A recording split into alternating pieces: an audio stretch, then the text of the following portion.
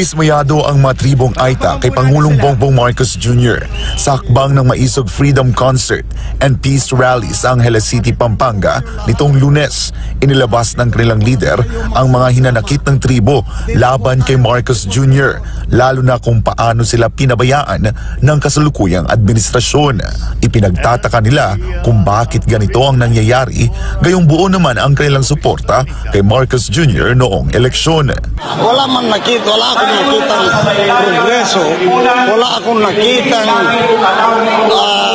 kumusta na ang mga Aita.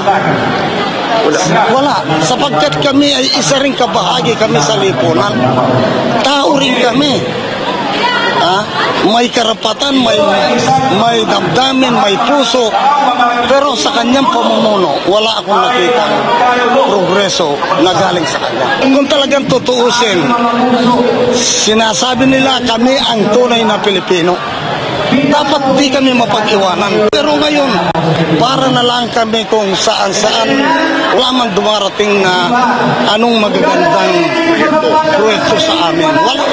Sabi pa ni Oscar Rivera, malayong-malayo si Marcos Jr. sa kanyang ama. Sa panahon daw kasi ni Marcos Sr., ramdam nila ang pagpapahalaga ng gobyerno sa kanilang tribo, bagay na hindi nila dama kay Bongbong Marcos. Kaya noong eleksyon, nakita ko talagang kala ko, gayain niya ang kanyang tatay. Doon ko nakita na baka makuha niya yung bakas ng tatay niya.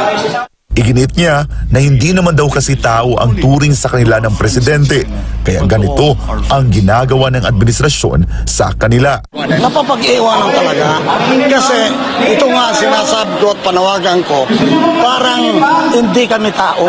Dapat sana si President BBM na yan.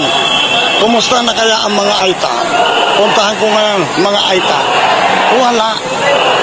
Wala, para kami talagang ginawang hindi tao. Ang tingin nila sa amin ay unggoy. Dahil sa nangyayari ngayon, sising-sisianiya ang mga Aita kung bakit ibinoto pa nila si Marcos Jr. Ay ako, malaking pagsisisi. At saka sinabi ko na nung una, nagsisisi kami talaga. Nagsisisi kami sa nangyari.